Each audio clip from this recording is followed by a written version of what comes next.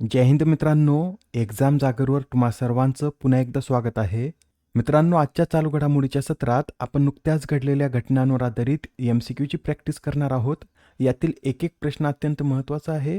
त्यासाठी प्रत्येक प्रश्न तुम्ही देखील सोडवायचा प्रयत्न करा. येणाऱ्या एक्झाममध्ये या प्रॅक्टिसचा निश्चित तुम्हाला फायदा होईल.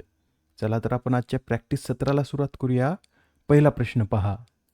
भारतातील पहिल्या इजी कनेक्ट विमानसेवेचं उद्घाटन कोणाच्या हस्ते करण्यात आले? या प्रश्नाचं उत्तर आहे पर्याय क्रमांक 3 म्हणजेच के राम मोहन नायडू यांच्या हस्ते भारतातील पहिल्या इजी कनेक्ट विमानसेवेचं उद्घाटन करण्यात आलं.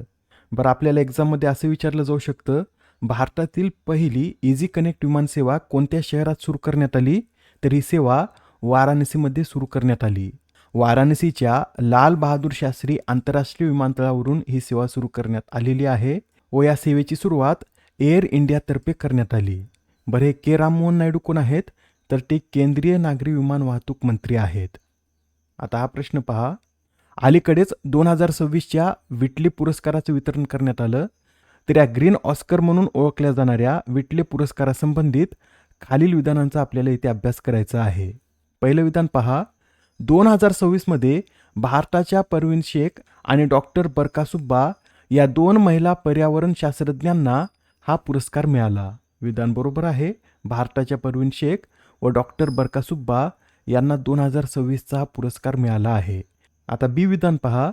परवीन शेख यांनी गंगा आणि चंबळ नदीच्या किनारी आढळणाऱ्या इंडियन स्पिमर या दुर्मिळ पक्ष्याच्या संवर्धनासाठी नेस्ट गार्डियन मॉडेल विकसित केले. हे सुद्धा विधान बरोबर आहे. परवीन शेख यांनी चंबळ नदीच्या किनारी आढळणाऱ्या इंडियन स्किमर या पक्ष्याच्या संवर्धनासाठी नेस्ट गार्डियन मॉडेल विकसित केला आहे. शेवटचं विधान पहा. डॉक्टर बरकासुब्बा यांनी दार्जिलिंग व पूर्व हिमालयातील संवेदनशील दलदलीच्या भागात आढळणाऱ्या हिमालयन सॅलमेंडर या उभयचर प्राण्याच्या संवर्धनासाठी कार्य केले.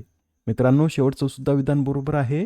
बरकासुब्बा यांनी हिमालयन सॅलमेंडरच्या संवर्धनासाठीच कार्य केलेलं आहे व त्यांच्या याच कार्यासाठी त्यांना आता हा विटले पुरस्कार मिळाला. यातील तिन्ही विधान योग्य असल्यामुळे या प्रश्नाचं उत्तर काय असेल? तर पर्याय क्रमांक 3 हे या प्रश्नाचं उत्तर आहे. या पुरस्काराचा वितरण सोहळा कुठे पार पडला? तर लंडन येथे या पुरस्काराचा वितरण सोहळा पार पडला. मित्रांनो, या 2 भारतीयांबरोबर इंडोनेशियाच्या फरविजा पहरान, झिम्बाब्वेच्या मोरेंजल बिमजा, घानाच्या इसा सेदू, कॅमेरूनच्या मरीना कामेनी व इक्वाडोरच्या पाओला सांगोलकी यांना सुद्धा हा पुरस्कार मिळाला आहे. हा पुरस्कार कोणाद्वारे देण्यात येतो?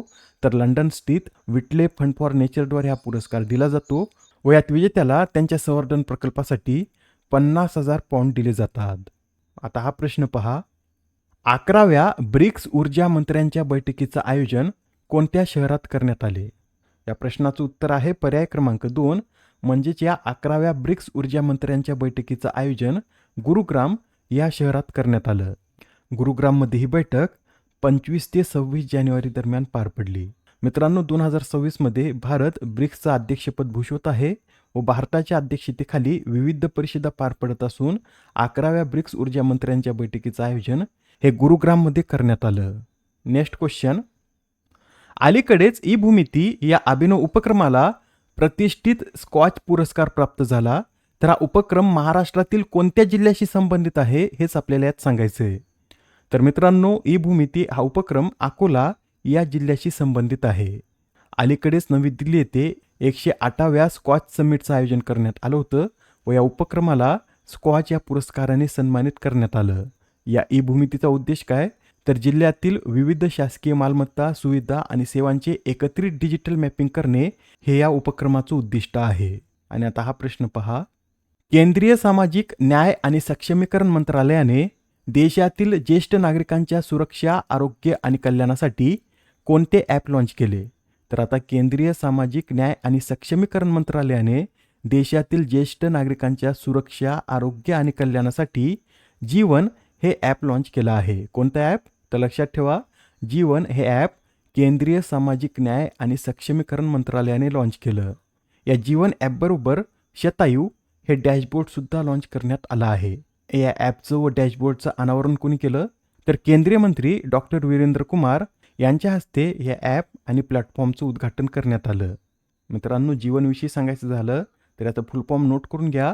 Joint elderly empowerment and virtual assistance network असं याचं पूर्ण स्वरूप असून हे ज्येष्ठ नागरिकांना सर्व सरकारी सेवा आणि मदत एकाच ठिकाणी उपलब्ध करून देण्याचं कार्य करतं. व हे जे शतायू आहे याचं फुल फॉर्म काय, तर senior holistic care assistance and training for your utility असं याचं पूर्ण स्वरूप आहे.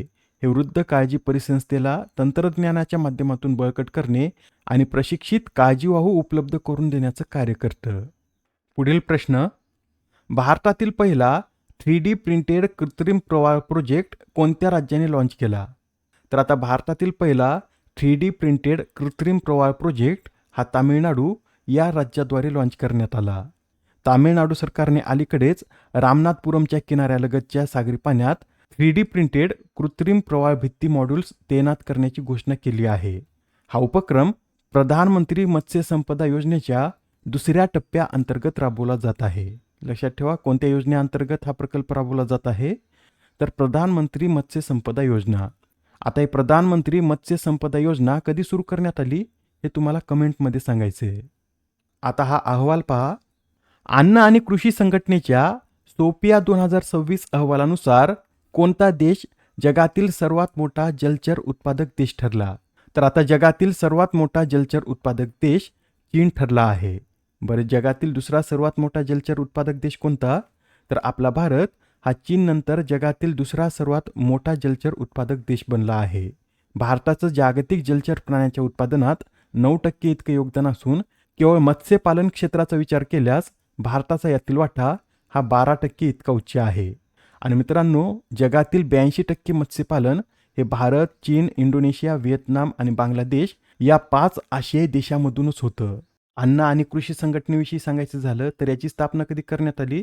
तर 16 ऑक्टोबर 1945 मध्ये याची स्थापना करण्यात आली. व याचं मुख्यालय कुठे आहे? तर इटलीमधील रोम येथे या संघटनेचं मुख्यालय आहे. नेक्स्ट क्वेश्चन, विकसित भारत 2047च्या संकल्पनेत दिलेल्या महत्त्वपूर्ण योगदानाबद्दल UK संसदेत ग्लोबल प्रेस्टिज अवॉर्डने कोणाला सन्मानित करण्यात आले? या प्रश्नाचं उत्तर आहे पर्याय क्रमांक 4, म्हणजेच विकसित भारत 2047च्या संकल्पनेत दिलेल्या महत्त्वपूर्ण योगदानाबद्दल हर्षवर्धन यांना सन्मानित करण्यात आला आहे. हर्षवर्धन कोण आहेत? तर ते बिहार क्रिकेट असोसिएशनचे अध्यक्ष आहेत व त्यांना आता या ग्लोबल प्रेस्टिज अवॉर्डने सन्मानित करण्यात आलं. आता हे पुस्तक पहा. अलीकडेच प्रकाशित the second orbit belief of a man dreams of 1.4 billion hearts हे आत्मचरित्र कोणाचं आहे? तुम्हाला इथे इमेजवरून लक्षात आलंच असेल, हे आत्मचरित्र शुभांशु शुक्ला यांचं आहे.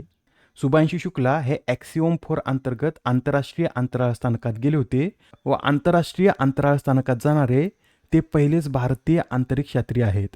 त्यासाठी यांचं नाव महत्त्वाचं ठरतं. यांचं पुस्तकसुद्धा लक्षात ठेवा. हे पुस्तक शुभांशु शुक्ला यांचं आहे. याआधीसुद्धा काही महत्त्वपूर्ण पुस्तके प्रकाशित झाली होती, ती एकदा आपण रिवाईज करून घेऊया.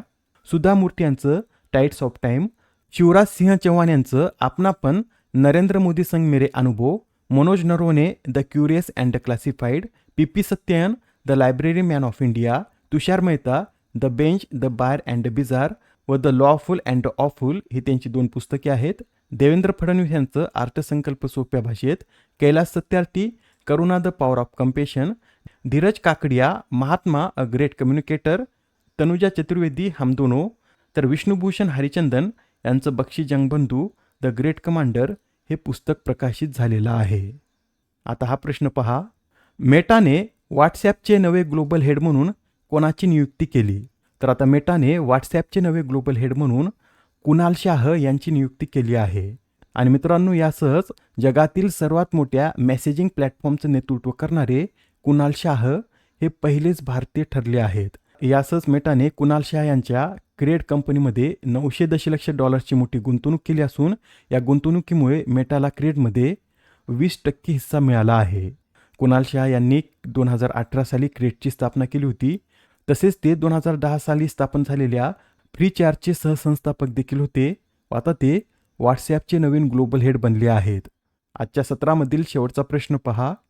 दरवर्षी संविधान हत्या दिवस कधी पाळला जातो? तर हा जो संविधान हत्या दिवस आहे हा दरवर्षी 25 जून रोजी पाळला जातो.